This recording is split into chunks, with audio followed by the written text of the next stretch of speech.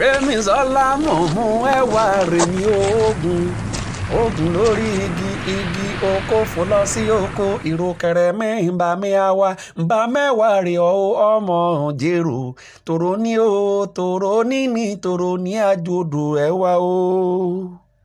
Gbémisọ́lá dàda, happy birthday to you. Ìgbà ọdún kan ni o. Àtolúgbọ́n àtàrẹsà àtọ̀rọ̀gùn léèlà bí gbogbo wọn jíire bọ́n sì jíire kọ̀ọ̀kan mi. Tí wọ́n Gbémisọ́lá bá sà ti jíire àbùṣebùṣe. Ilé ló bá wà ní òwòde, ẹ̀yìnkùlé ló bá wà báyìí ọwọ́ dẹ̀dẹ̀, ìyàrá ló bá wà kọ wọ̀ kankan lé.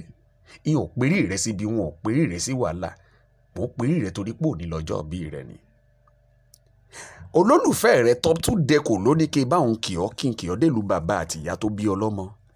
Ìwọ lọmọ wọn nílùú Ìjẹ̀rò Èkìtì, ibẹ̀ la gbé ti bí bàbá tó ti bí bàbá rẹ.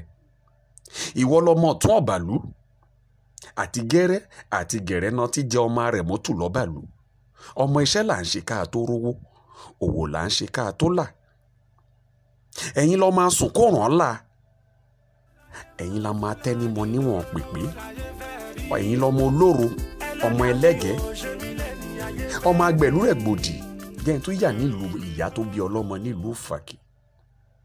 Ìwọ lọmọ òríkìrán, ọmọ àti jogun lele bóòrùn makin, èsìké jogun ìjálẹ̀ ọdún ọ̀nà àfàkìlíyà. Ọ̀rọ̀ rẹ̀ pàpàjà sọ pé ó Gbémisọ́lá ayé rẹ̀ padà tó ládùn. Ìbànújẹ́ rẹ̀ ìgbà kan ẹ̀rín ló padà tún já sí. Àṣọdúnmọ́dún báyìí la wọ àṣọdúnmọ́dún o. Òrùmú ò mọ́ mi.